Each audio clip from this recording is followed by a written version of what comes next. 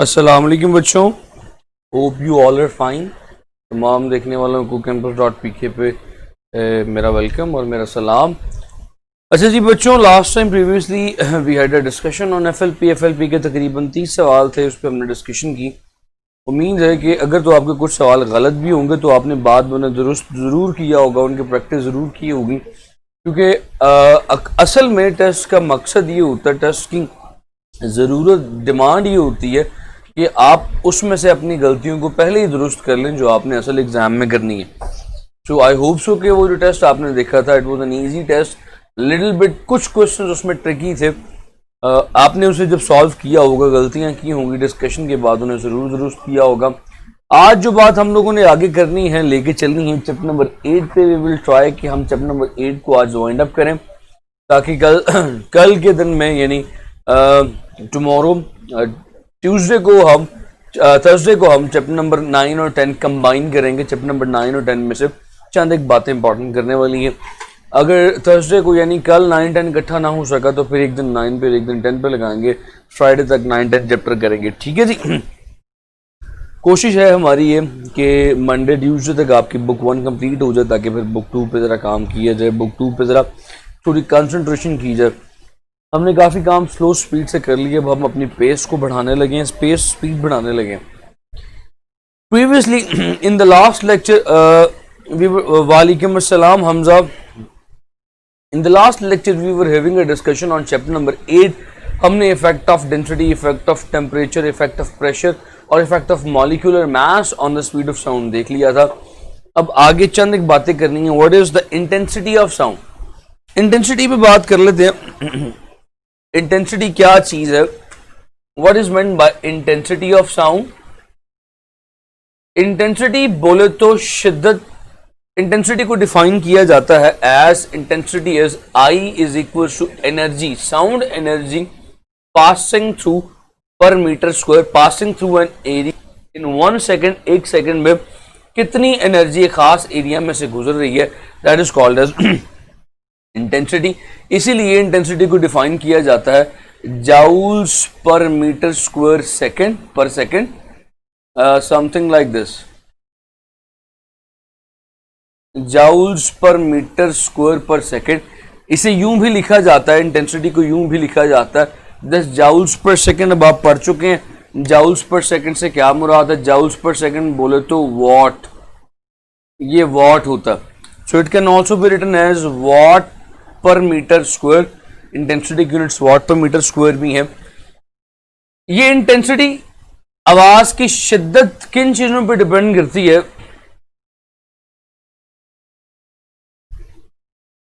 कोशिश करेंगे कि एज सुन एज पॉसिबल जितना पहले कर सकें कर लें। मेरी कोशिश तो ये है कि जुलाई ख़त्म होने से पहले पहले, ईद से पहले पहले ख़त्म कर लिया जाए इंशाल्लाह। अगर आपको कॉपरेशन साथ रहेगा तो, अगर आप लोग बेसिक चीज़ों से ऊपर लेवल पे आएंगे तो एज सुन एज पॉसिबल हो जाएगा। अगर हम बेसिक चीज़ों पे खपते रहेंगे तो फिर चीज़ें मुश्किल हो जाएंगी। अच्छा जी, ये है watt per metre square. This watt per metre square dimension you can solve it. ये जो वॉट पर मीटर स्क्वायर यानी ये जो इंटेंसिटी है, दैट इज, याद रखिएगा, directly proportional to the amplitude का स्क्वायर। अगर आपको एम्पलीट्यूड गिवन हो तो उसका स्क्वायर ले लें, you will get the intensity. Intensity is directly proportional to the amplitude square. इसी तरह एक सवाल है मेरे पास, वो सवाल करवाता हूं, उससे आपको ज्यादा क्लियर हो जाएगा, फिर आगे चलूंगा। बड़ा मजे का क्वेश्चन है। क्वेश्चन कुछ ऐसे है, अ health inspector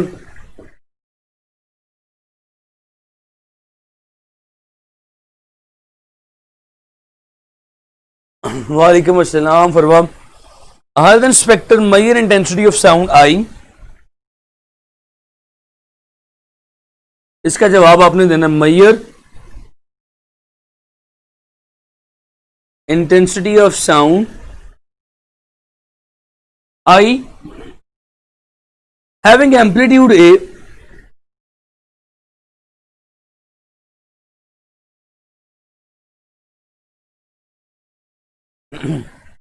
and other speaker shows intensity 2I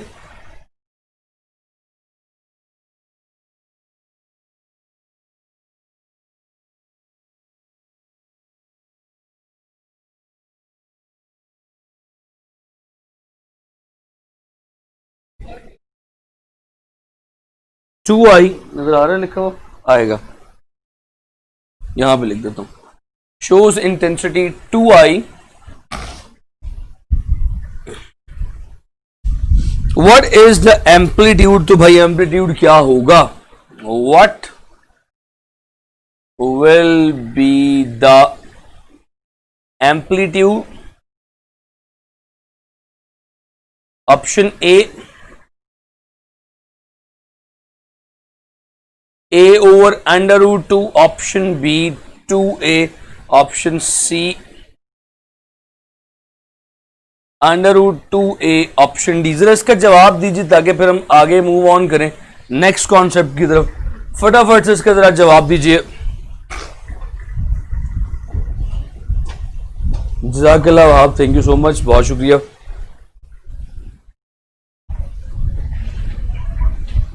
जी भाई शाबाश, इसका थोड़ा सा जरा फटाफट जवाब दें, मैं अगले कॉन्सेप्ट की तरफ।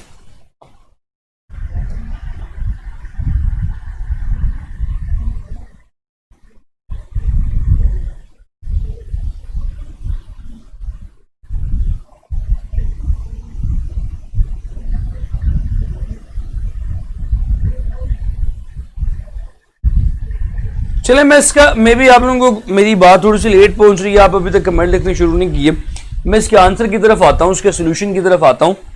वी ऑल नो दैट, मैंने अभी बताया थोड़ी देर पहले कि भाईजान जो इंटेंसिटी है that is directly proportional to the amplitude square. तो इस इक्वेशन को यूं लिखा जा सकता है, I is equal to some constant into A square. अगर आप यहां पे देखें सवाल में, तो आपको एक इंटेंसिटी गिवन है आई, उसकी कोरस्पॉन्डिंग एम्पलीट्यूड, फिर दूसरी इंटेंसिटी गिवन है 2i, उसका एम्पलीट्यूड पूछा गया है। तो i1 i2 a1 a2 के रेशो कैलकुलेट कर लें। अब आप सिंपली ये जानते हैं, सॉल्व करवाता हूं। अगर लिखा हो i1 ओवर i2 तो that must be equal to a1 square over a2 square. i1 let say अगर i है तो a1 a होगा, तो ये फॉर्मूला बन जाएगा i is equal to a square over i2 जो है that is 2i over amplitude calculate करना है, इसे मैं ax कह देता हूं। सो भाईजान ये कट गया, ax square will become 2a square, तो ax किसके इक्वल आ जाएगा, under root 2a। So you have got, simple सा आंसर था, इसे बगैर कैलकुलेशन के भी किया जा सकता था। जिन बच्चों ने सी जवाब दिया शाबाश, और जिन्होंने सी जवाब नहीं दिया just make your self correct, इसे इस तरह से करना था। पॉइंट समझ आया बच्चों? अब एक कॉन्सेप्ट आगे मूव करते हैं, let's talk about a new concept that is superposition. Superposition क्या है? आपने अपने एफएससी में सुपरपोजिशन को बड़ी डिटेल में स्टडी किया है, बस थोड़े से टेक्निकल पॉइंट्स उसके मैंने आपको बताने हैं कि सुपरपोजिशन में जो किताब में लिखा था वो क्या है। सुपरपोजिशन किसे कहते हैं? सिंपल सी बात है, जरा गौर से देखिएगा।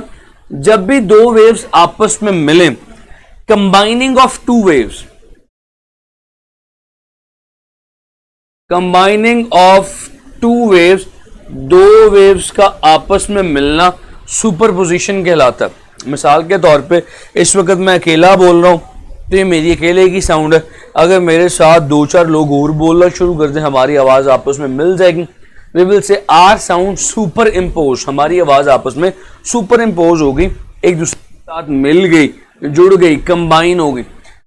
अब सुपरपोजिशन मुख्तलिफ तरह से हो सकती है। एक एग्जाम्पल देता हूं सुपरपोजिशन में होता क्या। मान लीजिए, बड़ी टेक्निकल बात इसमें छुपी है जो मैं आपको समझाने लगा हूं, जरा गौर से देखिएगा। मान लीजिए कि एक वेव, ये मैं सॉलिड रेड लाइन से ड्रॉ कर रहा हूं, ये एक वेव है। अब आपके कॉन्सेप्ट थोड़े से तगड़े होने चाहिए। आज का मेरा सारा लेक्चर जो है, अगर आपके एफएससी स्ट्रांग है तो समझ में आएगा, टेक्निकल लेक्चर है आज। अगर एफएससी समझ में आई हुई, एफएससी सही से पढ़ी हुई चैप्टर नंबर 8, तो बातें पिक करने में मजा आएगा, अदरवाइज थोड़ी सी प्रॉब्लम होगी। मान लो कि ये एक वेव है लाइक दिस, और इस वेव के साथ एक और वेव आके मिल रही है, सुपर इम्पोज कर रही है। वो किस तरह से मिल रही है उसे मैं नीले से ड्रॉ करता हूं। ये क्रेस्ट है पहली वेव का, ये ट्रफ है। जो नई आने वाली वेव है वो इस तरह से आके मिल रही है कि उसका क्रेस्ट इसके क्रेस्ट पे फॉल कर रहा है, लाइक दिस। ये एक दूसरे के क्रेस्ट पे फॉल कर रही है और ट्रफ पे फॉल कर रहे हैं। लेट से जो पहली वेव थी उसका एम्पलीट्यूड था ये बड़े वाला y1। जो छोटी वेव थी लेट से उसका एम्पलीट्यूड है दिस इज y2 छोटी का एम्पलीट्यूड है। तो भाईजान इन दोनों के मिलने से जो नई वेव प्रोड्यूस होगी उसका एम्पलीट्यूड इन दोनों के सम के अरिथमेटिक सम के इक्वल आएगा, दोनों के एडिशन के इक्वल आएगा, लाइक दिस। यानी कि जो नई वेव आई उसका amplitude that is sum of both. बड़ी अहम बात, जुमले पे गौर करना। ऐसा कब होगा? ऐसा सिर्फ तब होगा जब क्रेस्ट पे क्रेस्ट फॉल करे और ट्रफ पे ट्रफ फॉल करे, दोनों वेव्स आपस में ऐड हो जाती हैं, जवाब बड़ा आता है। ऐसी सिचुएशन कब आती है कि क्रेस्ट पे क्रेस्ट फॉल करे, ट्रफ पे ट्रफ फॉल करे? ऐसी सिचुएशन सिर्फ तब आती है जब phase difference delta theta 0 degree हो, दोनों वेव्स पैरेलल चल रही हो, इकट्ठे साथ चल रही हो, उनमें फेज डिफरेंस ना हो। सो याद रखिएगा, सुपरपोजिशन में एम्पलीट्यूड एड्स तब होंगे जब फेज डिफरेंस 0 डिग्री हो। अच्छा, अब मान लो कहानी उल्टी है, ऑपोजिट है, इसके बरअक्स है, फिर क्या करोगे? अब कहानी नहीं सुनाता हूं। अच्छा, अब अगर ऐसा हो जाए कि आपके पास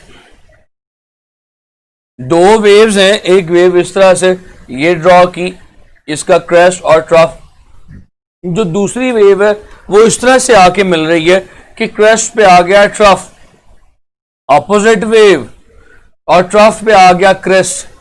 जा दोनों ही वेव सेम डायरेक्शन में रही थी, लेकिन क्रेस्ट पे ट्रफ आ गया। इस सिचुएशन में क्या होगा? अगर इसका एम्पलीट्यूड y1 है और नीचे वाली का एम्पलीट्यूड y2 है, तो डेल्टा y क्या हो जाएगा? y1 माइनस y2, क्योंकि ऑपोजिट है।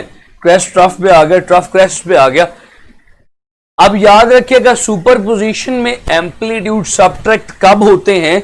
जब वेव्स ऑपोजिट हो, बोले तो जब फेज डिफरेंस जो है 180 डिग्री का हो। ऑपोजिट को 180 डिग्री कहते हैं फेज शिफ्ट में, तो फिर एम्पलीट्यूड सब्ट्रैक्ट हो जाएंगे। अब नोट में बड़ी अहम बात होती है। नोट, ये किताब जो बात, ये दोनों बातें किताब में लिखी हुई हैं। अब जो बात आपसे करने लगा वो किताब में लिखी हुई। नोट ये है कि मान लीजिए कि आपके पास दो वेव्स आपस में मिल रही हैं with the phase difference other than 0 and 180 degree. दो वेव्स आपस में मिल रही हैं, जो फेज है थीटा जो है that is greater than 0 degree less than 180 degree. Theta जो है ना तो 0 डिग्री है ना तो 180 डिग्री है, फेज कुछ और है। अब वेव्स का रिजल्टेंट एम्पलीट्यूड क्या आएगा? ऐसे में फॉर्मूला याद रख लीजिए, फॉर्मूला इसलिए लिखवाने लगा हूं। Resultant amplitude R is equal to वही वेक्टर्स वाला फॉर्मूला सेम यहां पे लगेगा। फॉर्मूला यहां पे क्या लगेगा? a1 का स्क्वायर प्लस a2 का square plus 2a1 a2 cos of theta. अच्छा, अब ये खाली सवाल करवा के मजा नहीं आया, ऐसे खाली फॉर्मूला लिखवा के मजा नहीं आएगा, इसका सवाल भी करवा देता हूं। सवाल करेंगे तो जरा पॉइंट समझ में आ जाएगा। कहता two waves travelling in a same direction with same frequency, two waves traveling in same direction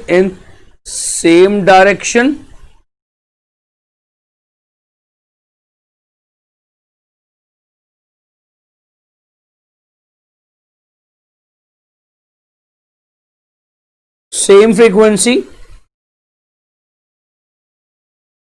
having phase of 60 degree, उनका phase difference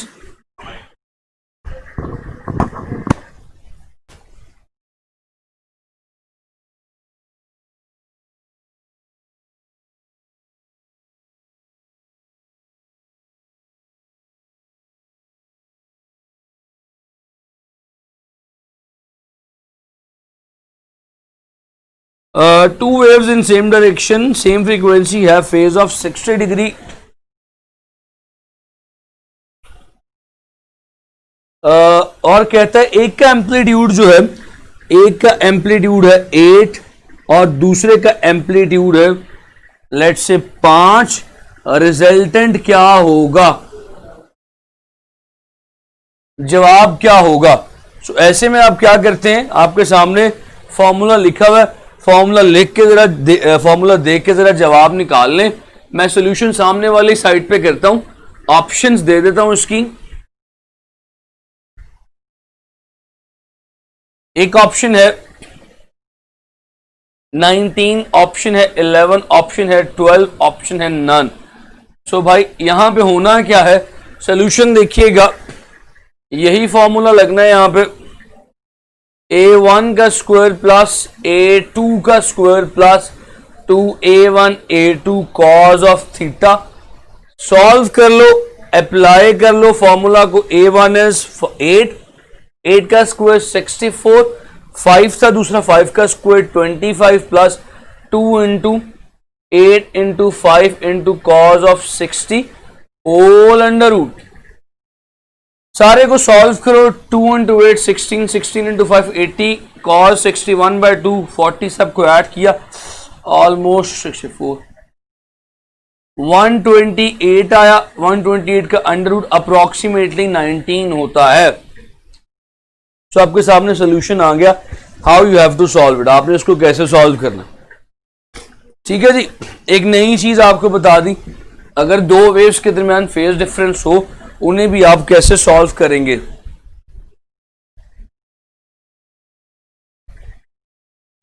आगे लेके चलता हूं एक कदम। ना वाई नान 11, अप्रोक्सीमेटली 11,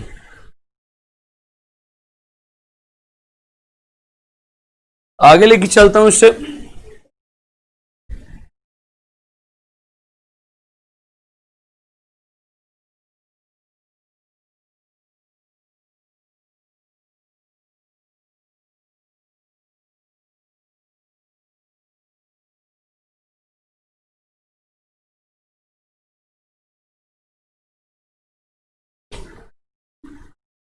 सही हो गया, let's talk about now.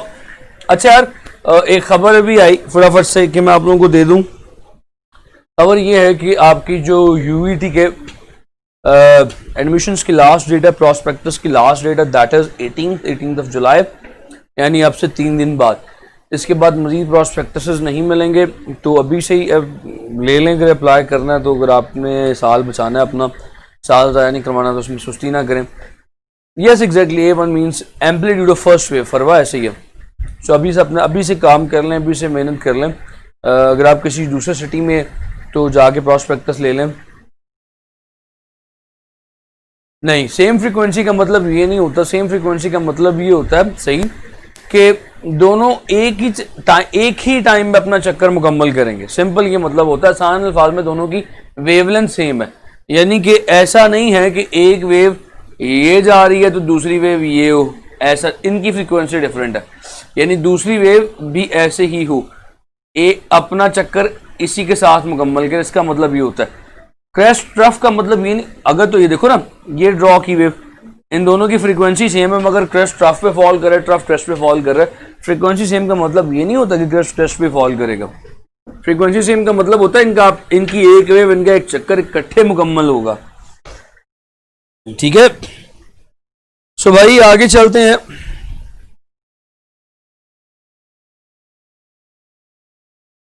Yes, एक आखिरी बात बतानी है आपको सुपरपोजिशन के हवाले से।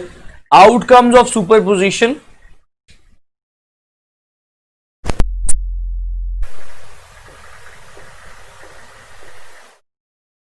सुपरपोजिशन की आउटकम्स, रिजल्ट क्या हो सकते हैं। सुपरपोजिशन के रिजल्ट्स के आउटकम्स में जो सबसे पहली चीज है, that it can form interference. Interference कब हो सकती है, ब्रैकेट में लिख देता हूं, जब फ्रीक्वेंसी भी सेम हो और डायरेक्शन भी सेम हो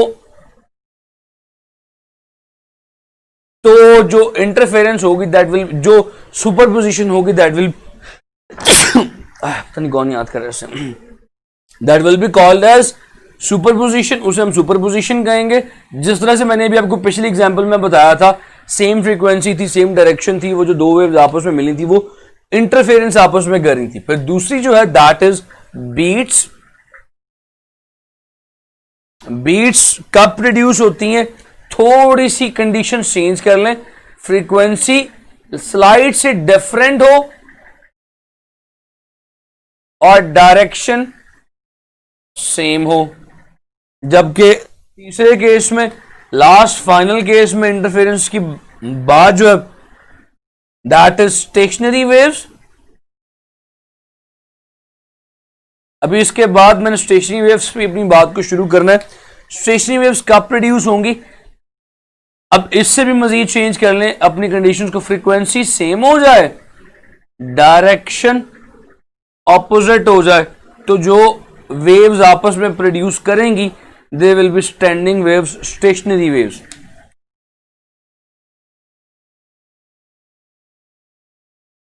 सो ये तो बात होगी सुपरपोजिशन के आउटकम्स की। इससे कदम आगे चलते हैं। What is meant bye stationery waves, stationary waves क्या होती हैं।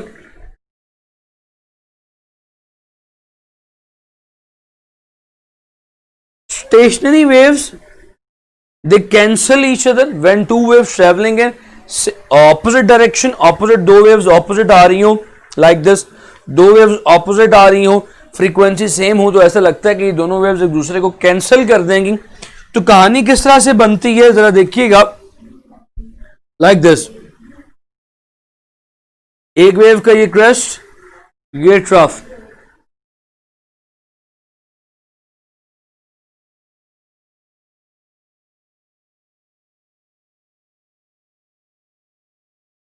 ये वेव जा रही थी इन अ फॉरवर्ड डायरेक्शन सामने की तरफ, और सामने से एक वेव कुछ इस तरह से आ रही थी लाइक दिस। ये ट्रफ पे आ गया इसका क्रेस्ट और इसके क्रेस्ट पे आ गया ट्रफ। ये वेव ऑपोजिट डायरेक्शन में सामने से आ रही थी, दोनों ने एक दूसरे को कैंसिल कर दिया, आपके पास जवाब आउटपुट नहीं आएगी। अब स्टेशनरी वेव में दो चीजें जहन में रखिएगा, बड़ी अहम बताने लगा हूं, पल्ले बांध लें, दिमाग की खोपड़ी के अंदर घुसा लें, किसी तरह बस निकल ना पाए। इसके दो पार्ट्स हैं, एक वो पार्ट जहां पे डिस्प्लेसमेंट कंप्लीटली जीरो है लाइक दिस, यहां पे डिस्प्लेसमेंट जीरो, यहां पे डिस्प्लेसमेंट जीरो, यहां पे डिस्प्लेसमेंट जीरो। इन पार्ट्स को नोड बोलते हैं। क्या बोलते हैं? Node, NODE। These parts, these points are called as nodes, इन्हें नोड्स बोला जाता। So where displacement is always zero, they are called nodes. Where displacement is always maximum, जहां पे डिस्प्लेसमेंट हमेशा मैक्सिमम, जैसे मैंने लाइन ड्रॉ करके साबित किया कि भाई यहां पे डिस्प्लेसमेंट हमेशा मैक्सिमम है, इस पॉइंट को एंटी नोड बोलते हैं। ये जो मैंने आपके सामने पूरी एक वेव बनाई है, गौर से देखिएगा, इस पूरी एक वेव में कितने नोड्स हैं? In one lambda of stationary wave.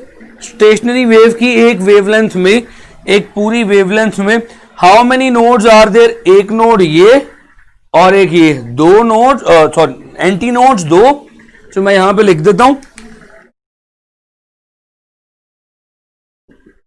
Anti node जो है वो दो है, नोड्स देखिएगा कितने हैं? नोड्स 1 2 3, नोड्स 3 है। तो याद रखिएगा स्टेशनरी वेव में नोड्स जो है वो हमेशा 1 प्लस एंटी नोड होते हैं, एक ज्यादा होते हैं। स्टेशनरी वेव में हमेशा नोड्स जो है वो एक ज्यादा होते हैं एंटी नोड्स। एंटी नोड्स एक वेव में जितने बनेंगे, नोड्स उससे एक ज्यादा होंगे।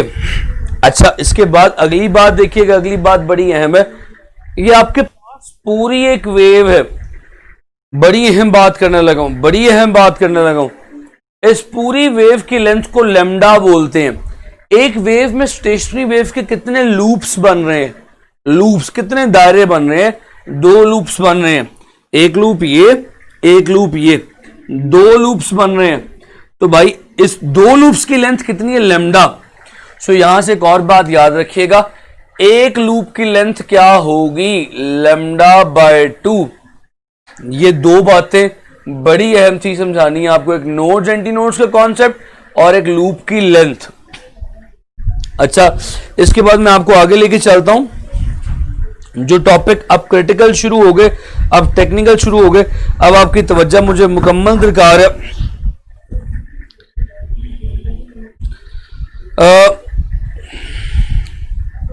Stationery waves in stretch string, जरा गौर से देखिएगा, ये थ्योरेटिकल बात है, मुझे इसमें थोड़ी सी आपकी बेसिक्स बनानी पड़ेंगी, उसके बगैर मैं नहीं चल पाऊंगा। सो भाई स्टेशनरी वेव इन स्ट्रिंग, धागे में, स्ट्रेच स्ट्रिंग में स्टेशनरी वेव्स कैसे प्रोड्यूस होती हैं। मान लें कि आपके पास ये एक धागा, एक तार है, जैसे गिटार की तार है, इसमें आपकी तवज्जो मुझे मुकम्मल तौर पे चाहिए, सारे काम छोड़ देंगे तो समझ में आएगा। और ये फेवरेट टॉपिक है एग्जाम के लिए, क्योंकि ये सबसे टेक्निकल टॉपिक है, किताब के टेक्निकल टॉपिक्स में से इसका शुमार होता है, लेकिन अगर तवज्जो के साथ सुनेंगे it will become very easy.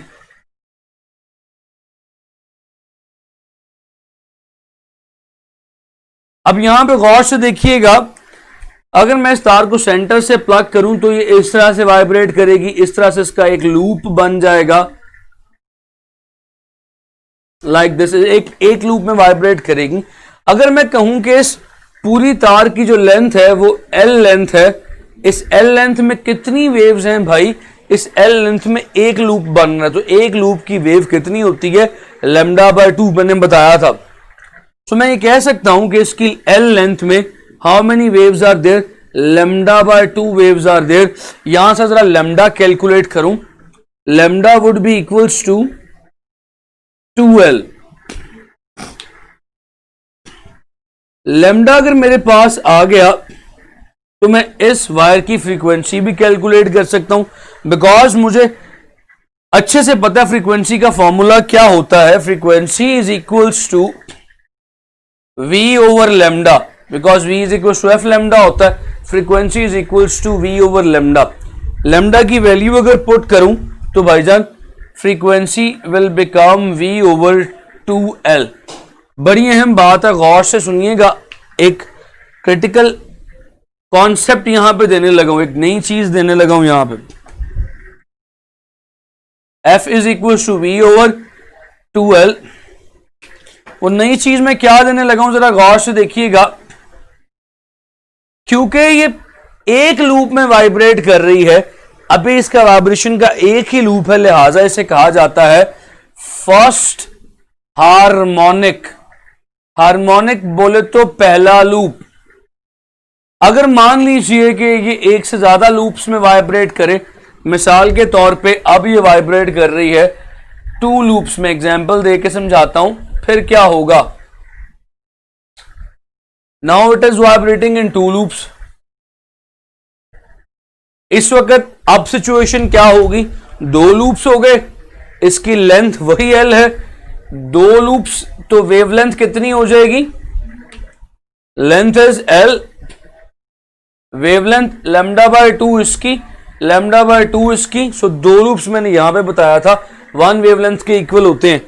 So I can say that अब क्योंकि लूप्स बढ़ गए, उसी लेंथ में कितनी वेव्स आ गई, लैम्डा। इसकी फ्रीक्वेंसी क्या होगी, its frequency will be given by F is equals to V by lambda. अब अगर आप यहां पे फ्रीक्वेंसी में वैल्यूज पुट, लैम्डा में वैल्यूज पुट करें तो वो L के इक्वल आएगी। लो भाई, अब रिजल्ट की तरफ आ गया, यहां पे ये सारी डेरिवेशन आपने अपनी इंटर में की हुई है, मैं रिजल्ट की तरफ आ गया बस। ये फर्स्ट हार्मोनिक में और ये जो मैंने आपके सामने लिखा सेकंड हार्मोनिक, इन दोनों में क्या फर्क है। सेकंड हार्मोनिक लिख देता हूं उसके सामने, दिस इज सेकंड हार्मोनिक।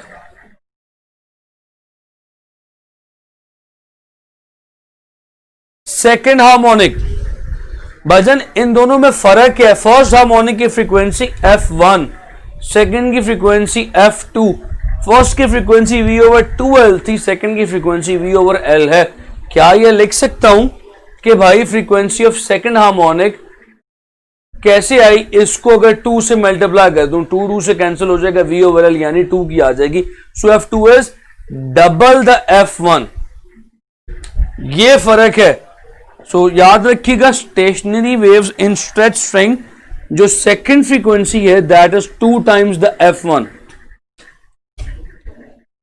इसी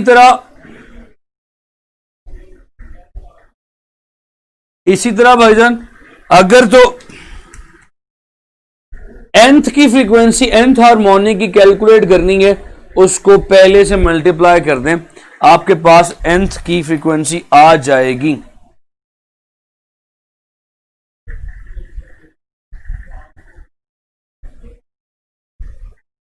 तो आपके पास nth हार्मोनिक की फ्रीक्वेंसी भी कैलकुलेट करने का तरीका आ गया। बस एक बात आखिरी याद रखिएगा कि भाईजान ये जो stationery waves in stretch string है, इनमें जो वेलोसिटी है, ये जो v की वैल्यू है, velocity that is equal to, उसका फॉर्मूला मैं आपको बता देता हूं, tension multiply by length over m। किताब में फॉर्मूला f के साथ लिखा हुआ है। इस फॉर्मूले को यूं भी लिखा जा सकता है, v is equals to tension, tension कौन सी भाई, ये कौन सी टेंशन है, m/L, it is the tension in the string.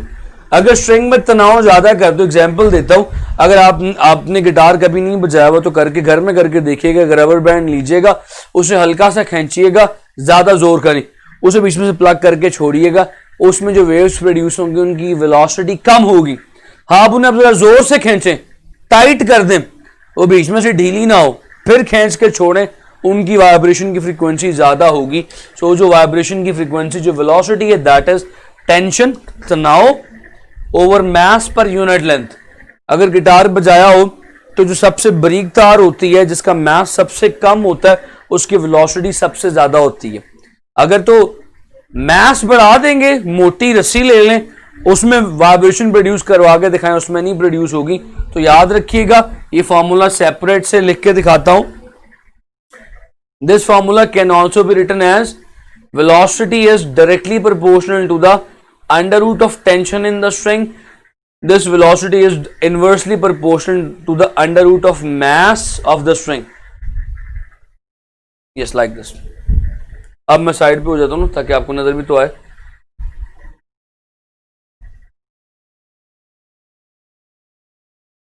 Stationary wave and stretch string का एक सवाल करवाऊंगा, फिर ये टॉपिक आपका खत्म हो जाएगा। इसको जरा नोट कर लें, 1 मिनट का गैप देता हूँ, यहाँ पे ब्रेक देता हूँ, फिर उसके बाद उसको जरा नोट कर लें। कोई सवाल है यहाँ पे तो पूछ लें, फिर एक सवाल मैं करवा के फिर नेक्स्ट टॉपिक पे मूव ऑन करूंगा। जी,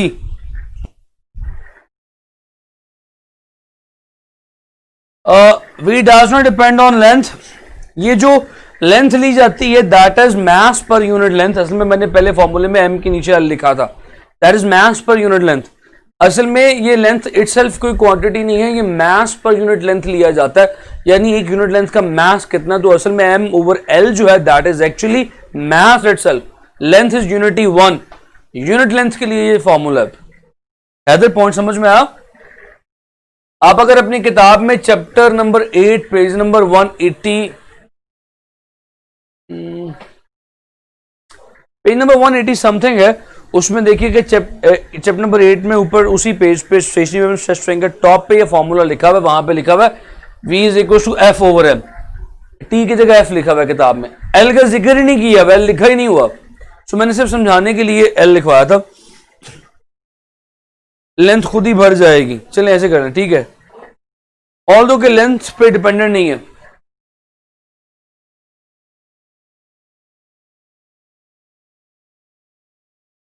सवाल तो ये मिटा नहीं रहा क्योंकि सवाल सॉल्व करने में it will help you out.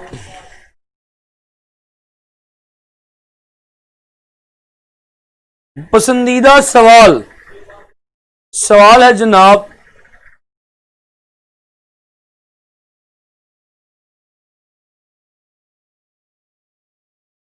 चले 3 सवाल करवाता हूं, तीनों करवा देता हूं, प्रैक्टिस अच्छी हो जाएगी। A stretch string fixed at both end. String fixed at both end vibrates in n loops. Vibrate in n loop. The wavelength of wire lambda. Okay, sorry. Length of wire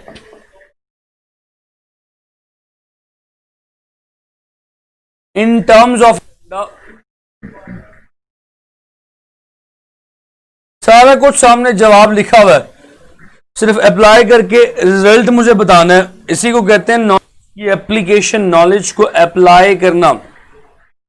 n+1/2 lambda option B है, n-1/2 lambda option C है, n+1/2 lambda option D है, n λ/2। ले जी बताइएगा क्या करना है यहां पे, how can you solve it.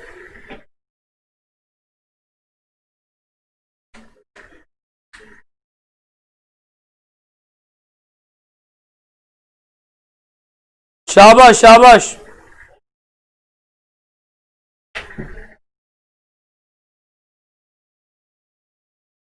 यहां पे चलें, जब तक आप कमेंट लिखते हैं मैं आपको समझाना शुरू करता हूं।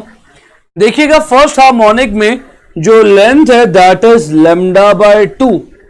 सेकेंड हार्मोनिक की लेंथ को कैसे फाइंड करेंगे, L2 कैसे आई, इसको अगर मैं L1 को 2 से मल्टीप्लाई करूं तो क्या हो जाएगा, λ/2 मल्टीप्लाई बाय 2 कट गया, लैम्डा के इक्वल आ गई सेकेंड हार्मोनिक की।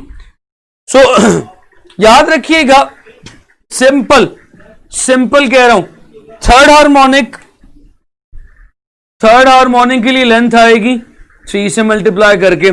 सो अगर मैं nth हार्मोनिक की फाइंड करना चाहूं लेंथ, कोई भी n लूप्स हो तो इसको n से मल्टीप्लाई कर दूंगा। अब L1 की वैल्यू पुट कर दें, L1 क्या है, λ/2। So L length is n λ/2, simple. D, शाबाश ऑल ऑफ यू, शाबाश, ग्रेट, गुड। आपके पास करेक्ट ऑप्शन आ गई डी, शाबाश, वेरी गुड। अब एक और सवाल करता हूं, थोड़ा सा ऐसे डिफरेंट मगर इसी नेचर का।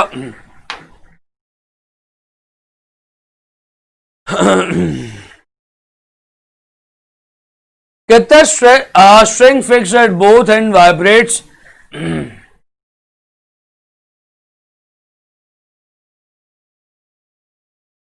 Having P nodes.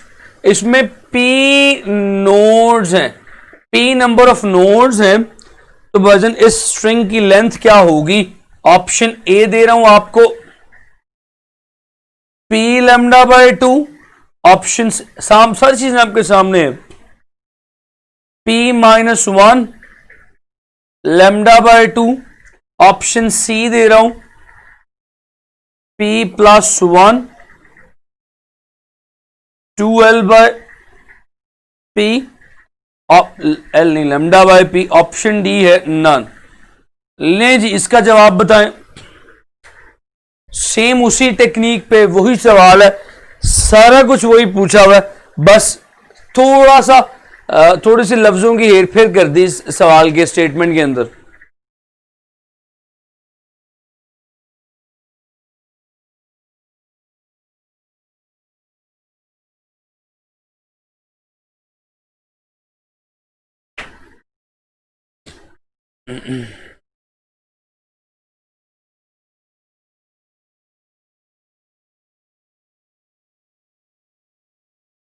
जी भाई,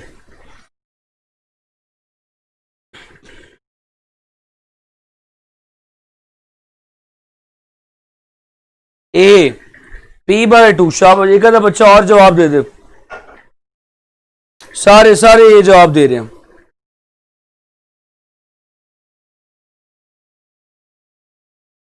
एक आधा बच्चा और को जवाब दे दे। कॉमन मिस्टेक कर रहे हो, सब कॉमन मिस्टेक कर रहे हो। It is not a correct answer, just think once again. समझाता हूं, देखो how many nodes are there, कितने नोड्स हैं इसमें, दो नोड्स कितने हैं, दो। ये मॉड कौन सा है भाई, कौन सा हार्मोनिक है, ये मॉड है पहला। इसमें देखो कितने नोड, 1 2 3, नोड्स कितने हैं, 3। हार्मोनिक कौन सा है, हार्मोनिक बोले तो मोड, मोड कौन सा है, दूसरा। नोड याद रखिएगा हमेशा हार्मोनिक से ज्यादा, एक ज्यादा होता है। हार्मोनिक किसे कहते थे, एन को, ये एन को हार्मोनिक कहते थे। फर्स्ट हार्मोनिक के लिए N1, सेकंड हार्मोनिक के लिए N2। Number of nodes are always 1 greater than harmonics. So भाई हार्मोनिक्स की लेंथ निकालनी है तो मोड किसके इक्वल होगा, that is equals to node -1। यहां पे नोड क्या है, यहां पे नोड क्या है, नोड है P, P-1, P-1 किसके इक्वल आएगा, N के इक्वल आएगा। बाकी फॉर्मूला वही था, N V by lambda, sorry N lambda by 2 था, तो यहां पे लैम्डा बाय 2 साथ आ गया। So the correct formula is, correct option is C. Moment, शाबाश, पॉइंट समझ गए बच्चों। लो भाई अब अगले पॉइंट की तरफ मूव करने लगा हूं, अगले टॉपिक की तरफ।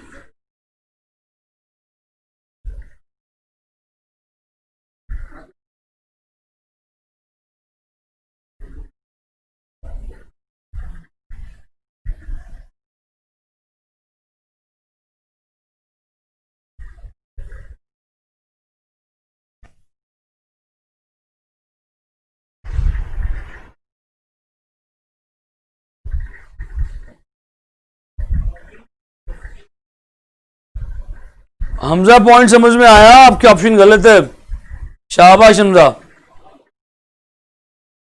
So bhai, the new topic is that I am going to discuss from now onward is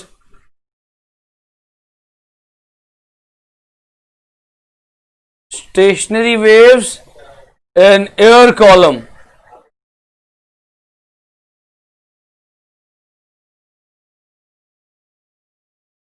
air column, बचपन में जिस तरह आप ऐसे वो पेन के ढक्कन सामने रख के ब्लो किया करते थे, सीटी अभी बजी है, सीटी बजाया करते थे, वो एयर कॉलम में स्टेशनरी वेव्स की बेहतरीन एग्जांपल है।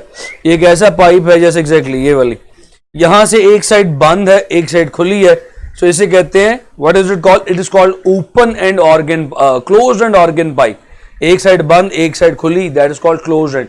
जबकि वो जो लता मंगेशकर के गाने में पीछे बांसुरी बज रही होती है, दोनों साइड्स खुली होती हैं बांसुरी की, फ्लूट ऐसे करके जो बजा रहे होते हैं, ये साइड भी ओपन, जहां से ब्लो कर रहे हैं, जहां से एयर बाहर निकल रही है वो साइड भी open, that is called open end organ pipe. So भाई एयर कॉलम की दो किस्में हैं, दोनों को डिस्कस करूंगा, दोनों को डिस्कस करना शुरू करता हूं। फिर से 10 मिनट आपकी खामोशी और तवज्जो चाहिए मुझे। What is going to happen in open end organ pipe, open end pipe. Open end pipe की पहली मिसाल क्या है, पहली एग्जांपल क्या है, फ्लूट मैंने जिस तरह बताई जिसके दोनों एंड्स ओपन है। मैं एग्जांपल देता हूं यहां पे with the help of diagram. Suppose कर लें कि ये पाइप है आपके पास, ये पाइप के दोनों सिरे खुले हैं। अब इसमें जो फर्स्ट या इजीएस्ट वेव प्रोड्यूस हो सकती है वो कैसी प्रोड्यूस होगी, याद रखिएगा ओपन एंड जो है, ओपन साइड जो है, ओपन साइड पे हमेशा एंटी नोड बनता है, ओपन साइड पे हमेशा एंटी नोड बनेगा। तो भाईजान इस दोनों साइड्स हैं, सिंपलेस्ट फॉर्म में दोनों ओपन साइड्स पे एक एक एंटी नोड आ जाएगा लाइक दिस। बहुत बुरी डायग्राम बनी, फिर से बनाते हैं। तो ये ओपन साइड्स पे दो एंटी नोड्स आ गए। अगर अब आपसे पूछूं भाईजान how many loops are there, कितने लूप्स हैं यहां पे, अगर तो इस पाइप की लेंथ L हो, so how many loops will be there. देखें आधा लूप ये है, आधा लूप ये है, कुल मिला के कितने लूप्स बने, एक लूप, और पहले बता चुका हूं कि एक लूप की वेवलेंथ λ/2 होती है। सो आई कैन सी ये सिंपलेस्ट है तो इसे फर्स्ट मॉड कहेंगे या फर्स्ट हार्मोनिक कह लें। फर्स्ट हार्मोनिक के लिए याद रखिएगा जो लेंथ है उसमें λ/2 वेव्स आती हैं, λ/2, जैसे कि स्ट्रेच स्ट्रिंग में था बिल्कुल वैसे ही। सो भाईजान मजीद आगे चलते हैं। वेवलेंथ किसके इक्वल आएगी? वेवलेंथ विल बिकम, यहां पे लिख देता हूं, लैम्डा विल बिकम 2L। क्योंकि ये सारा कुछ पहले मॉड के लिए चल रहा है तो 1 1 लगा देते हैं। This is L1, this is λ1। Frequency find out करनी है, फ्रीक्वेंसी विल बिकम V/λ, तो ये भी वैल्यू पुट कर दी।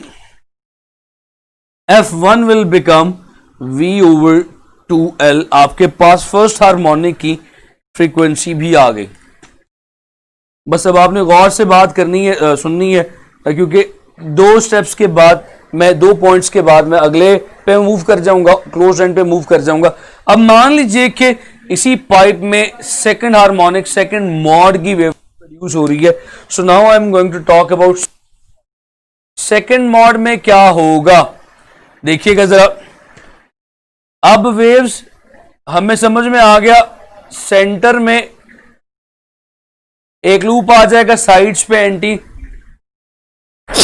साइड्स पे, ओपन एंड्स पे हमेशा एंटी नोड्स ही आने हैं। तो ये देखिएगा,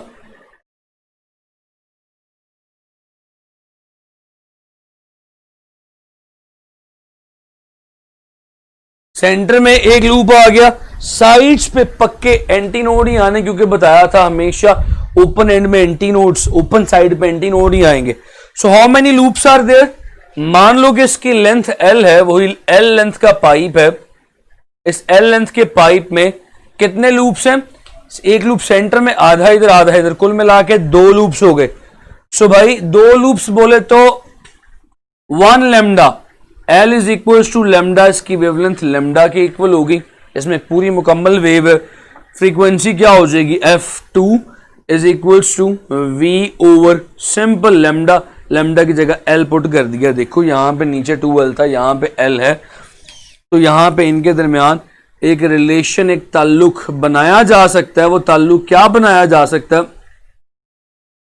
देखिएगा, वो ताल्लुक इस तरह से बनाया जा सकता है कि F2 can be written as 2F1, इस तरह से लिखा जा सकता। इसी तरह ये तो सेकंड के लिए, nth हार्मोनिक के लिए n से मल्टीप्लाई कर दीजिए, कोई मसला नहीं। For nth harmonic Fn is equal to nF1। हमारे पास सिचुएशन क्लियर हो गई, हमें बात समझ में आ गई कि इसकी फ्रीक्वेंसी वैसे ही चलेगी जैसे स्ट्रेच स्ट्रिंग की थी। अब एक सवाल यहां पे बड़ा अहम, अगर आप ओपन एंड में देखें, how many nodes are there? Node कितने हैं इसमें? 1। एंटी नोड कितने हैं भाई? 1 2। इसमें नोड देखें, 1 2, एंटी नोड 1 2 3। सो भाई ओपन एंड में एक बात याद रखिएगा, ओपन एंड की एक चीज याद रखिएगा, मैं यहां पर लिख देता हूं। चलिए मैं समझाता हूं, सही, अच्छा पॉइंट। अब ये किताब में लिखा हुआ है, इसका जवाब मैं समझाता हूं। क्या कहने लगा था? हाँ, याद रखिएगा, फॉर ओपन एंड हमेशा anti node is equal to 1 plus node. हमेशा एंटी नोड जो होंगे वो नोड से एक ज्यादा होंगे। चलें जी मैं समझाता हूं जी। इन्होंने क्या कहा? इन्होंने कहा कंप्रेशन और एयर फ्रैक्शन की फॉर्म में जो है साउंड मूव करती है। बेटा बिल्कुल ऐसे ही है। हम इसके एम्पलीट्यूड की वेरिएशन को नोड और एंटी नोड्स की फॉर्म में रिप्रेजेंट कर रहे हैं। और मान लो स्टेशनरी वेव्स कैसे प्रोड्यूस होगी? जहां पे कंप्रेशन एक वेव का, दूसरी वेव जब वहां पे टकरा के आएगी तो वहां पे रेयर फ्रैक्शन प्रोड्यूस कर देगी। सो अब आप मान लो कि ये एक जो है, ये ऊपर वाला कंप्रेशन था, नीचे वाला रेयर फ्रैक्शन है। ये ऊपर और नीचे वाले हिस्से यहाँ पे opposite parts of the wave को रिप्रेजेंट कर रहे हैं। ठीक है, ये क्रेस्ट और ट्रफ को यहाँ पे रिप्रेजेंट नहीं कर रहे, ये opposite parts of the wave को यहाँ पे रिप्रेजेंट कर रहे हैं। ठीक है जी। सो ये आपके पास ओपन एंड की कहानी आ गई थोड़ी सी। अब बात करते हैं क्लोज एंड पे। क्लोज एंड की बात करने के बाद फिर आपके साथ सवालों जवाब दो चार इस पे करूंगा। सवाल करने के बाद जवाब करने के बाद फिर हम डॉप्लर इफेक्ट पे मूव कर जाएंगे। सो भाईजान आप बात कर लेते हैं क्लोज एंड पे। बस क्लोज एंड पे मैं सारी की सारी डेरिवेशन नहीं करवाऊंगा, बस सिर्फ बता दूंगा सेम ऐसी ही डेरिवेशन है, बस सुन लीजिएगा उसमें होना क्या है। क्लोज एंड में your one side of the pipe is close, your one side of the pipe is close like that pen's cap, उस पेन के ढक्कन की तरह एक साइड बंद होती है जिसमें आप एयर ब्लो करते थे ऐसे करके। तो यार यहां पे देखना ओपन एंड मैंने कहा था, ओपन एंड पे हमेशा एंटी नोड आएगा, क्लोज एंड पे हमेशा नोड आएगा। तो ये कहानी इस तरह से हो जाएगी, क्लोज एंड पे हमेशा नोड आता है, क्लोज एंड पे हमेशा नोड आता है। तो कहानी इस तरह से बन जाएगी। अब आप यहां पे देखिए ये it is the first harmonic, बस ये फर्स्ट हार्मोनिक है, फर्स्ट हार्मोनिक बोल रहे हैं या फर्स्ट मॉड बोल रहे हैं, एक ही चीज है। इसमें आधा लूप है, आधे लूप का मतलब है इस एल लेंथ में how many waves are there, आधा लूप। एक लूप का मतलब लेमडा बाय 2 होता है, उसका भी आधा कर दो lambda by 4। So this L will contains lambda by 4। सो भाईजान लेमडा क्या आ जाएगा 4L। इसी तरह फ्रीक्वेंसी क्या आ जाएगी V/4L।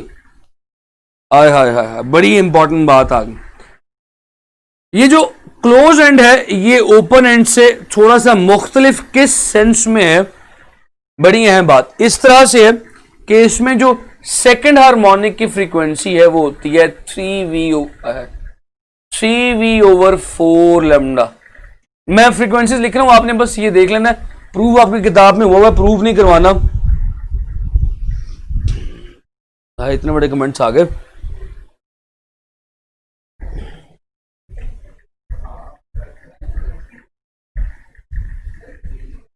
सेकंड मॉड की वेवलेंथ की का बड़ा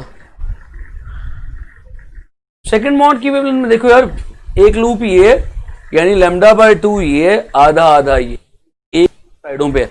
तो टोटल 2 लूप एंड 2 लूप का मतलब है इस एल लेंथ में कंप्लीट वेव है, जिस तरह मैंने बताया था। ठीक है मगर ओके आगे समझ, ओके आगे आपके कमेंट आ गया, आगे समझ। अच्छा उसके बाद देखिएगा आगे अगली बात क्या है।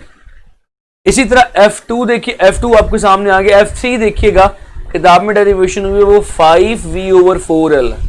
अब F1 2 और 3 में फर्क क्या है, 1 में V के साथ कुछ नहीं लिखा हुआ तो मान ले 1 लिखा हुआ है, दूसरे में 3 लिखा हुआ है, तीसरे में 5 लिखा हुआ है। तो ये कौन से नंबर चल रहे हैं, ये ऑड नंबर चल रहे हैं।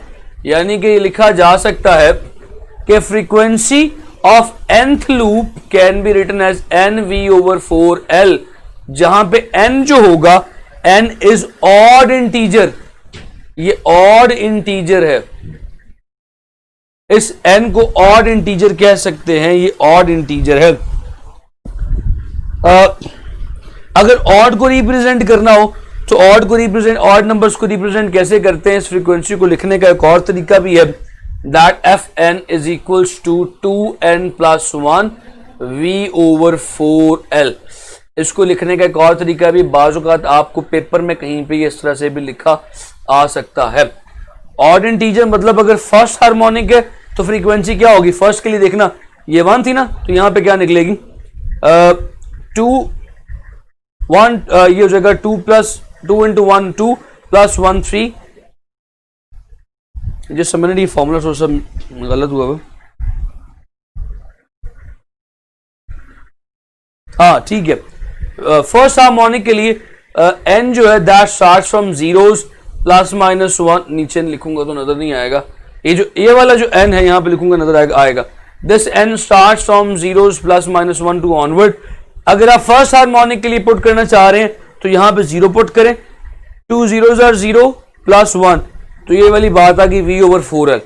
अगर आप सेकंड हार्मोनिक के लिए पुट करना चाह रहे हैं तो सेकंड इंटीजर पुट करें 1, सो 2 1s are 2 + 1 3 3V/4L। Third harmonic के लिए थर्ड इंटीजर पुट करें, 3 पुट करें, 3 क्या हो जाएगा 2 3 6 6 + 1 7 7/4L। ये थर्ड फोर्थ के लिए आ जाएगा। इस तरह सीरीज चलती जाएंगी। फरवा ऑब्वियसली उसमें अगर आप 2n - 1 कर देंगे लाइक दिस, 2n - 1 कर देंगे तो फिर ये 0 खत्म हो जाएगा। ठीक है, आगे चलते हैं। कुछ सवाल कर लेते हैं इसके।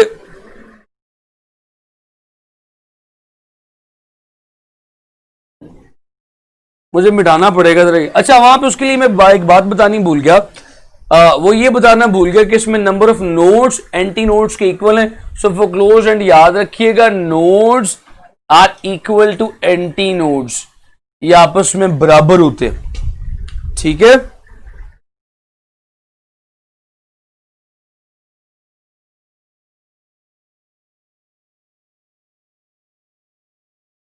अब कुछ टेक्निकल सवाल करवाऊंगा। इंतहाई सिंपल से शुरू करता हूं, जो बड़ा बेसिक क्वेश्चन है, एफएससी में भी बहुत दफा आया। फिर उसके बाद क्रिटिकल क्वेश्चन से चलूंगा। अच्छा सवाल है सर, कुछ भी कर लें हमेशा क्लोज एंड पे नोड क्यों बनेगा? क्लोज एंड पे नोड हमेशा इसलिए बनता है, जो स्टेशनरी वेव्स है उसमें मैंने बताया दो पार्ट्स है, जहां पे पार्टिकल्स की वाइब्रेशन हमेशा मैक्सिमम है वो एंटी नोड्स, और जहां पे पार्टिकल्स की वाइब्रेशन हमेशा कंस्ट्रक्टेड है, रुकी हुई है, वो नोड है। अब जो क्लोज एंड है ना, वहां पे ना तो कंप्रेशन ज्यादा प्रोड्यूस हो सकता है, ना तो रेयर फ्रैक्शन प्रोड्यूस हो सकता है। वहां पे जितने भी पार्टिकल्स होते हैं वो स्टैटिक होते हैं, रुके हुए होते हैं। सो जहां पे पार्टिकल्स रुके हुए हैं, वाइब्रेशन नहीं हो रही, उस पार्ट को क्या बोलते हैं? नोड बोलते हैं। और जहां पे ओपन एंड है, वहां पे एयर की, क्योंकि sound travels in air, air is a medium, air की आमदोरफ्त ट्रांसपोर्टेशन लगी रहती है। Air from the inside can go outside, air from the outside can come inside. वहां पे पार्टिकल्स वाइब्रेट कर सकते हैं, कंस्ट्रक्टेड नहीं है, इसलिए हमेशा वहां पे एंटी नोड बनेगा। अच्छा यार, उसके बाद सवाल की तरफ आओ। पहला बड़ा कॉमन सा क्वेश्चन, बड़ा कॉमन क्वेश्चन आप सब लोगों ने एफएससी में देखा होगा, ratio of fundamental frequency of open end to close end. Option ए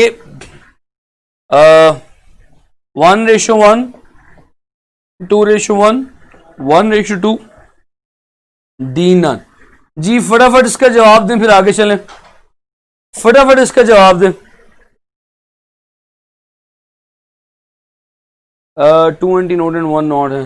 कहां पे कह रही हैं आप? यहां पे कह रही है? यहां पे तो nodes anti nodes they both are equal. Farwa मैं आपका पॉइंट नहीं समझा, आप कहां पे 2 एंटी नोड्स और 1 नोड कह रही हैं? वो ओपन एंड में था, 2 एंटी नोड्स और 1 नोड। ठीक है, वो ओपन एंड में था, क्लोज एंड में दोनों इक्वल होते हैं।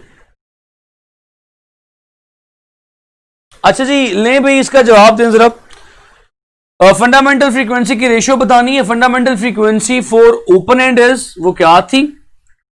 V/2L, और क्लोज एंड क्या थी? V/4L। सो यार ये ले ले सिंपल सा, 1/2 रेशियो 1/4, ये हो जाएगा, कट गया 1:1/2, ऊपर आ गया 2:1। So correct option is B, right. शाबाश, बड़ा कॉमन सा क्वेश्चन था।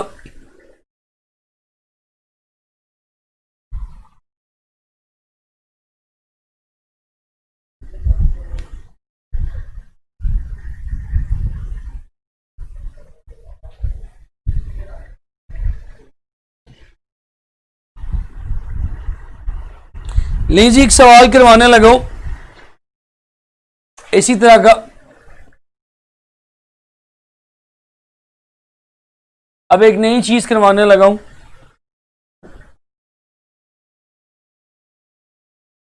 The ratio of second overtone of open end to the close end. Options are given.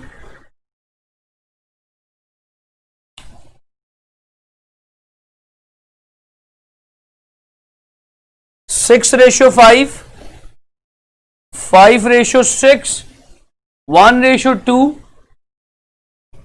4:3:5। नहीं जी, इसका जवाब बताइएगा, ये क्या है? उजैर ना, पॉइंट समझ में आया? आपने जवाब गलत दिया है, पिछले सवाल का कर दिया। तो ये सवाल है the ratio of second overtone. Second overtone क्या चीज है यार? सेकंड ओवरटोन तो अभी तक हमने देखी नहीं।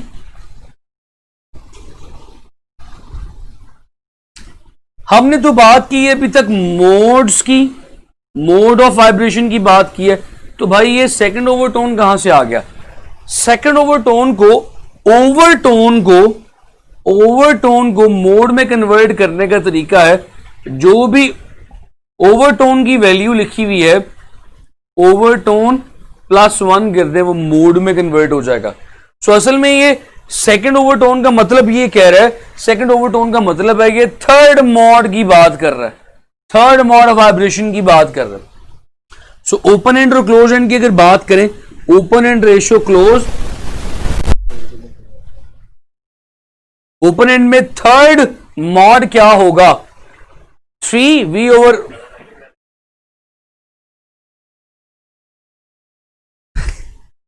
तो ओपन एंड के लिए जो थर्ड मॉड होगा that is 3V/12। Ratio close के लिए जो होगा, क्लोज एंड में मैंने बताया था कि तीसरा 5 के साथ है, ऑड V5V/4L।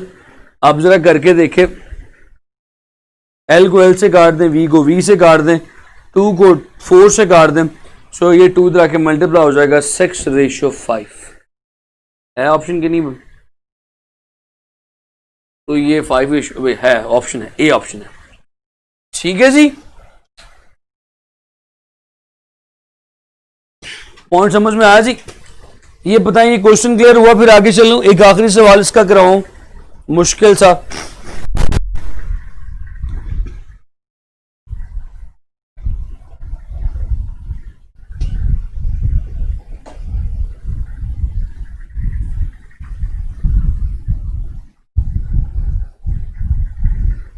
पॉइंट बताइएगा, ये सबको समझ में आया?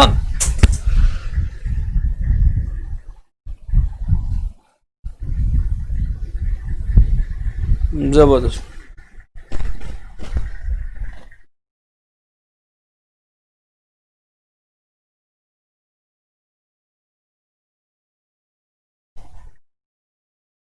अब मैं एक ओवरटोन का कॉन्सेप्ट तो बता दिया है, साथ अंडरटोन भी बता देता हूं, लिख देता हूं बल्कि।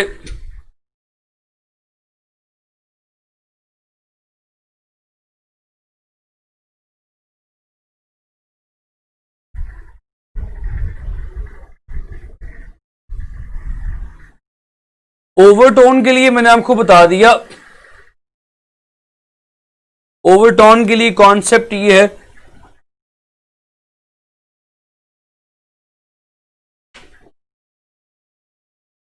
ओवरटोन को अगर मॉड में कन्वर्ट करना है तो तरीका ये है, mode is equals to 1 plus overtone. Simple.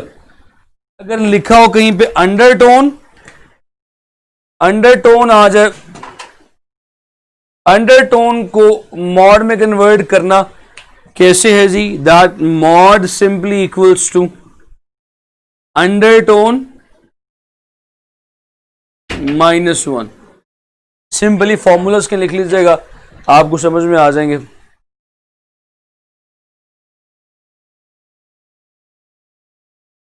पीने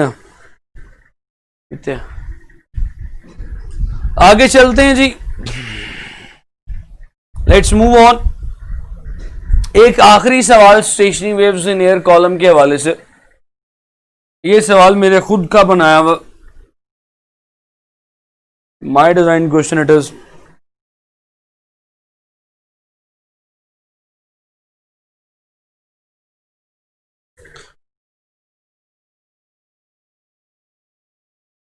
A tube of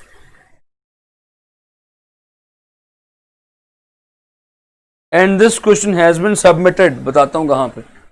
100 ml is filled with 50 ml of water.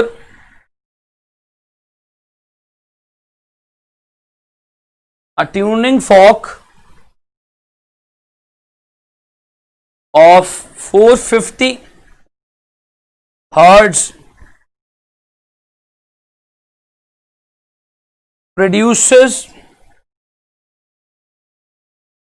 resonance if velocity of sound is 350 meters per second. Number of loops.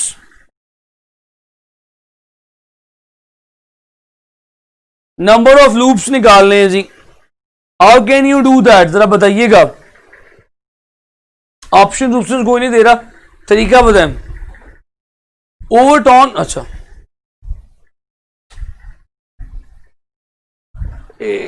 Hamza क्या कहते हैं जी?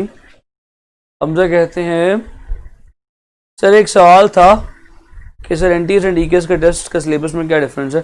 जमीन आसमान का डिफरेंस है भाई. एनटीएस में फिजिक्स केमिस्ट्री कोई नहीं होती. ह्यूज डिफरेंसेस देयर है, जमीन आसमान का फर्क है.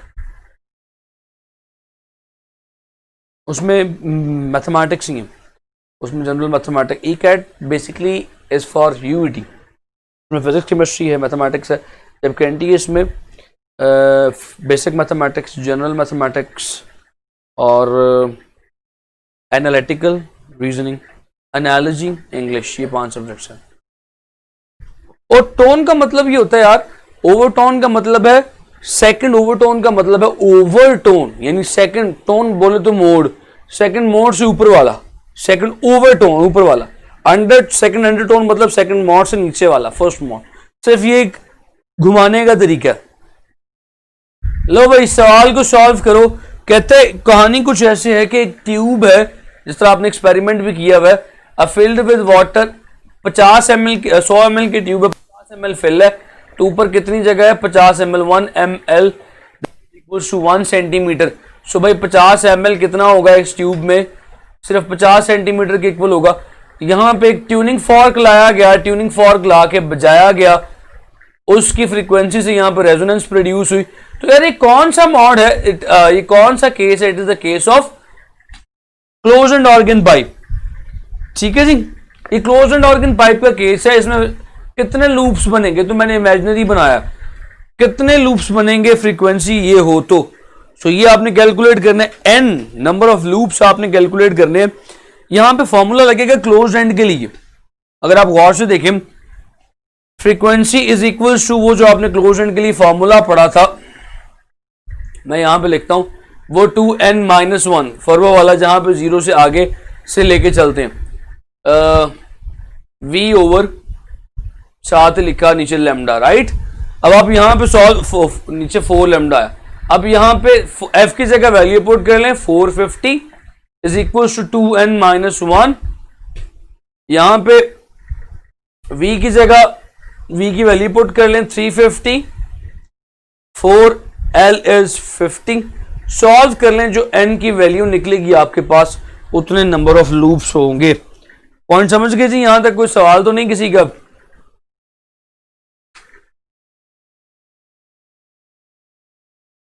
एनी क्वेश्चन तो पूछिए.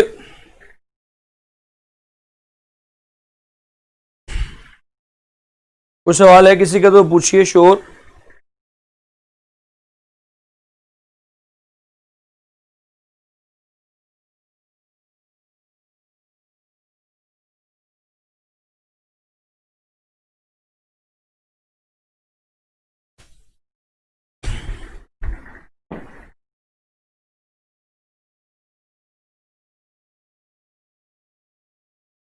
ले जी, the next topic is the Doppler's effect.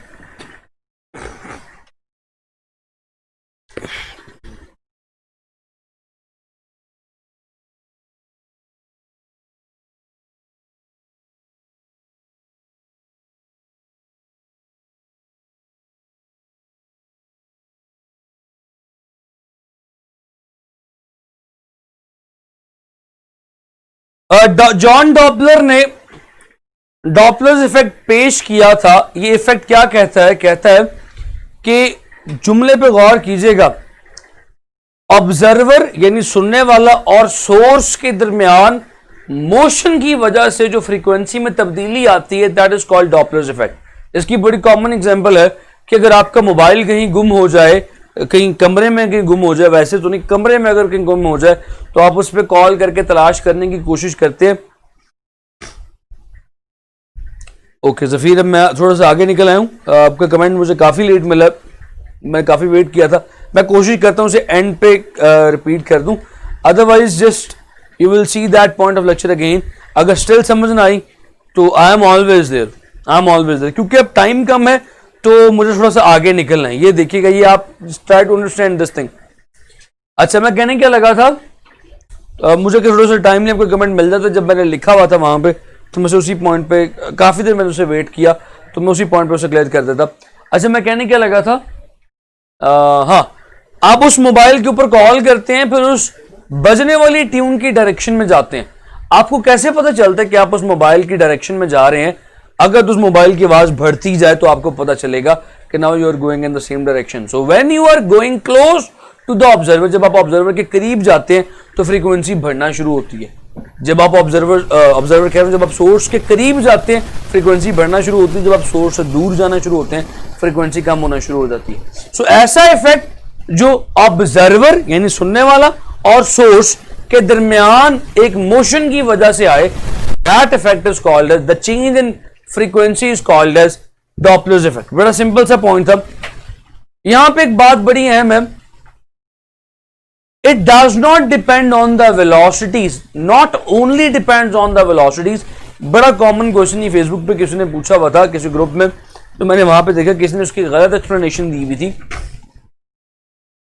Doppler's effect दो चीजों पे डिपेंड करता है, बड़ी अहम बात है। Doppler's effect depends on two things, एक तो सोर्स और ऑब्जर्वर की रिलेटिव वेलोसिटी पे डिपेंड करता है, आगे फॉर्मूले में भी बताऊंगा रिलेटिव वेलोसिटी पे कैसे डिपेंड करता है। It's depends on the relative velocities of observer and source.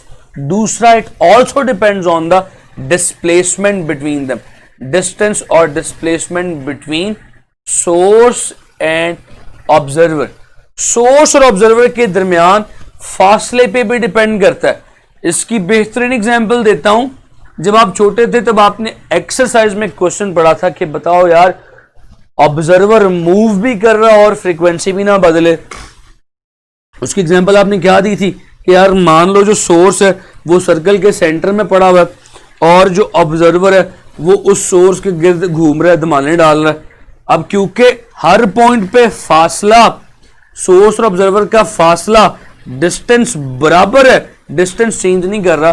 So for example ये ऑब्जर्वर है, this is observer, her point पे ऑब्जर्वर और सोर्स का फासला नहीं बदल रहा, फासला बोले तो रेडियस नहीं बदल रहा, लिहाजा हम कहते हैं कि पूरे के पूरे चक्कर में फ्रीक्वेंसी विल रिमेन सेम। सो भाईजान दो चीजों पे डिस्टेंस पे डिपेंड, डॉपलर्स इफेक्ट जो है वो डिस्टेंस पे डिपेंड करता है, अपरेंट फ्रीक्वेंसी जो चेंज इन फ्रीक्वेंसी है वो डिस्टेंस पे डिपेंड करती है। किसी ने जवाब दिया हुआ था कि डिस्टेंस पे डिपेंड नहीं करती, भाई डिस्टेंस पे श्योरली डिपेंड करती है, और अगर कहूं तो हकीकत में डिस्टेंस पे डिपेंड करती है। वो जो रिलेटिव वेलोसिटी है उस पे प्राइमरीली डिस्टेंस पे डिपेंड करती है, सेकेंडरीली यानी उसके बाद वेलोसिटी पे डिपेंड करती है।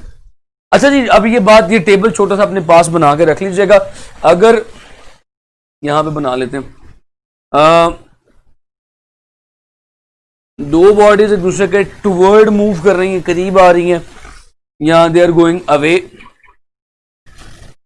अब टुवर्ड्स के लिए एक और नाम यूज किया जाता है, अप्रोच भी यूज किया जाता है, और अवे के लिए एक और नाम यूज किया जाता है, रिजाइड। तो भाई फ्रीक्वेंसी और वेवलेंथ पे क्या फर्क पड़ेगा? सो बात करते हैं। Frequency how it will change, wavelength how it will change, shift how it will change. ये दोनों चीजें, तीनों चीजें देख लेते हैं। नजर आएगा लिखा हुआ, आ रहा है कि नहीं आ रहा? आ रहा है। ये तीनों चीजें कैसे चेंज करती हैं जरा देखिएगा। अगर दो चीजें एक दूसरे के करीब आ रही हैं, फ्रीक्वेंसी विल इंक्रीज, फ्रीक्वेंसी बढ़ जाती है। करीब आने से वेवलेंथ कम हो जाती है। और आपकी एफएससी की किताब वाली बात है कि जब स्टार्स अर्थ के करीब आना शुरू हो जाए, करीब, देखो हर बात में डिस्टेंस की बात इस्तेमाल हो रही है, करीब आना शुरू हो जाए तो वो कौन सी शिफ्ट शो करते हैं? दे show blue shift. Because blue की वेवलेंथ कम होती है। इसी तरह अगर दूर जा रहे हैं तो frequency will decrease, lambda will increase, और शिफ्ट कौन सी होगी? Blue shift. इस टेबल को कहीं पर लिख लें, कहीं बना लें, पता होना चाहिए आपको कोई चीज दूर जा रही है, कौन सी शिफ्ट करीब आ रही है, कौन सी शिफ्ट वेवलेंथ में और फ्रीक्वेंसी पे क्या फर्क पड़ेगा, ये आपको पता होना चाहिए। अब 3 एक फार्मूलाज करवाता हूं, बल्कि 4 एक फार्मूलाज हैं, बड़े मजे के हैं। जरा वो चारों के चारों फार्मूलाज देखिएगा, 4 केसेस वैसे भी हैं आपके पास, तो वो फार्मूलाज देखिएगा, फिर उन्हें यूज कैसे करना है, एक एक दो सवाल। So here I can remove it now.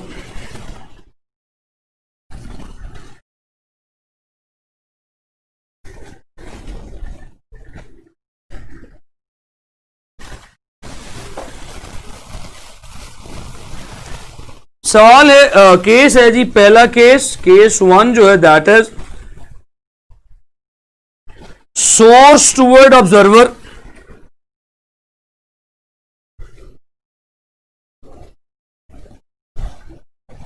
Source जो है ऑब्जर्वर के करीब जा रहा है लाइक दिस, ये सोर्स है गोइंग टूवर्ड्स ऑब्जर्वर, ये ऑब्जर्वर भाई खड़े हैं, ये आप में से कोई एक शागिर्द खड़ा है, और सामने जो है वो आइसक्रीम वाला हॉर्न बजा रहा है, अपना म्यूजिक बजा रहा है, आप आइसक्रीम लेना चाह रहे हैं। So the source is going towards observer. इस केस में जो फॉर्मूला है, लेट्स से सोर्स से निकलने वाली वेलोसिटी जो है, इस वेलोसिटी की वैल्यू, जो सोर्स से निकलने वाली वेव्स हैं, साउंड वेव्स, इनकी वेलोसिटी v है, सोर्स की वेलोसिटी us है, ये खड़ा हुआ है, इसकी वेलोसिटी 0 है। तो इसमें जो फॉर्मूला बनेगा, कहां पे लिखूं, यहां पे लिखूं, नजर आएगा, इसका जो फॉर्मूला बनेगा यहां पे लिखता हूं, वो होगा f डैश। पहली बात तो ये कि आपको पता होना चाहिए कि क्योंकि करीब जा रहे हैं फ्रीक्वेंसी, उसमें रेड होनी थी, आई एम सॉरी मैंने लिखा नहीं, चलो शुक्र है, शुक्र है किसी ने देखा। शिफ्ट क्या, शिफ्ट में बताता हूँ सही, वैसे हमने इंटर में ये पढ़ा हुआ है, वहां उसमें रेड थी, अब ए में रेड होती है। चलिए शिफ्ट में बता ही देता हूं क्या होती है। मान लीजिए, चलें उस पॉइंट को बाद में डिस्कस करता हूं। ये सोर्स है दैट इज कमिंग टूवर्ड्स, बल्कि ऑब्जर्वर की एग्जांपल से ज्यादा क्लियरली समझ आएगा, शिफ्ट जिन बच्चों को समझ में नहीं आया, ये ऑब्जर्वर जो है सोर्स के करीब ये ऑब्जर्वर सोर्स के करीब जा रहा है, इसमें से निकलने वाली वेवलेंथ लेट से पहले थी येलो कलर की, येलो कलर की लाइट इसमें से निकल रही थी, क्योंकि ये इसके करीब जा रहा है, इन दोनों के दरमियान फासला, लैम्डा जो है वेवलेंथ कंप्रेस हो रही है। आपने भी पढ़ा था कि जब फासला कम हो टूवर्ड्स में वेवलेंथ डिक्रीज करती है, वेवलेंथ कंप्रेस होती है। तो भाई येलो से कम वेवलेंथ किसकी है? ब्लू की। सो हमें येलो लाइट ब्लू फील होगी, हमें लगेगा कि शायद येलो नहीं बल्कि ब्लू लाइट नजर आ रही है। सो इसका मतलब है when the body is going towards it, length wavelength will shifted toward blue, blue की तरफ शिफ्ट हो जाएगी। अब मान लो कि ये ऑब्जर्वर भाई जो है ये दूर जा रहे हैं, अब इनके दरमियान फासला बढ़ता चला जा रहा है, फासला बढ़ने का वेवलेंथ है, wavelength will become stretch, wavelength stretch हो जाएगी। सो येलो से ज्यादा वेवलेंथ किसकी है? रेड की। सो गोइंग अवे में जो कलर होगा that will be shifted towards red, shifted towards red, इसे शिफ्ट बोलते हैं। वापस आते हैं टॉपिक की तरफ। सो भाई सोर्स टूवर्ड्स ऑब्जर्वर है, इसमें पेरेंट फ्रीक्वेंसी का फॉर्मूला लिख लें, frequency dash F dash is equals to velocity of sound minus velocity of sound minus velocity of source into F. ये फॉर्मूला लिख लें। टूवर्ड्स का फॉर्मूला है, डिनोमिनेटर छोटा न्यूमरेटर बड़ा, जवाब जो आएगा वो असल वाले से बड़ा आएगा, फ्रीक्वेंसी बढ़ जाएगी। फॉर्मूलाज आपकी किताब में प्रूव हुए हुए, you just have to write them. दूसरा केस है source away from observer, source away from observer,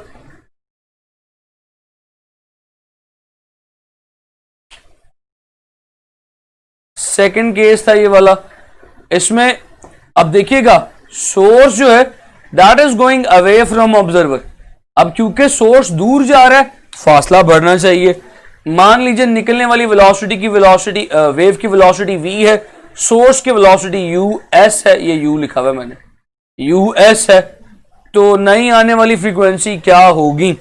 new frequency will become v over v plus us into f। Simple. अब यहां पे डिनोमिनेटर बढ़ा, जवाब छोटा आएगा। अब इसके बरक्स तीसरा केस देखें, सोर्स, बस दो बातें और फिर बात खत्म। सोर्स जो है दैट इज, बल्कि ऑब्जर्वर की बात करते हैं। ऑब्जर्वर जो है that is going toward source. अब ये ऑब्जर्वर भाई खड़े हैं और ये सोर्स, ऑब्जर्वर सोर्स की तरफ जा रहा है, observer is going towards source. अब इस केस में क्या होगा, इसका फॉर्मूला भी देख लीजिए, F dash is equals to v plus U O over v into F. क्योंकि न्यूमिनेटर बढ़ा है, ऊपर वाली चीज बढ़ी है, जवाब बढ़ा है। और वैसे भी आप जानते हो दोनों एक दूसरे के करीब जा रहे हैं, फ्रीक्वेंसी बढ़ जाएगी। सिमिलरली चौथा और आखिरी केस, ऑब्जर्वर जो है अवे जा रहा है फ्रॉम सोर्स। इस केस में ऑब्जर्वर ये है, सोर्स ये है, गोइंग अवे। फॉर्मूला थोड़ा सा चेंज होगा, v minus you not over v। जो numerator that is smaller than denominator, denominator से छोटा है, लिहाजा जवाब कम आ जाएगा। सो देखो चारों फॉर्मूले आपस में सिमिलर हैं, मुमासिल हैं, काफी मैच करते हैं। कुछ क्वेश्चन मैं आपको वर्कशीट के लिए दूंगा इस चैप्टर में से। जब ये तो फॉर्मूला है ना कि एक चीज रेस्ट पे है, फॉर एग्जांपल सोर्स जा रहा है, ऑब्जर्वर रेस्ट पे है, सोर्स दूर जा रहा है, ऑब्जर्वर पे रेस्ट पे, ऑब्जर्वर करीब आ रहा है, सोर्स रेस्ट पे, ऑब्जर्वर दूर जा रहा है, सोर्स रेस्ट पे। अगर दोनों एक दूसरे के करीब आ रहे हो फिर क्या होगा, अगर दोनों एक दूसरे के दूर जा रहे हो फिर क्या होगा, उसके फॉर्मूलाज, इसके हवाले से प्रैक्टिस, और इस टॉपिक की बहुत सारी प्रैक्टिस मैं आपको दूंगा इसके हवाले से इंशाल्लाह नेक्स्ट टाइम।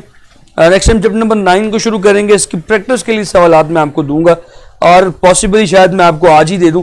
चैप्टर नंबर 7 और चैप्टर नंबर 6 की वर्कशीट अपलोड हो गई हुई है, वो जरूर करनी शुरू कीजिएगा और टेस्ट अभी करके जाइएगा।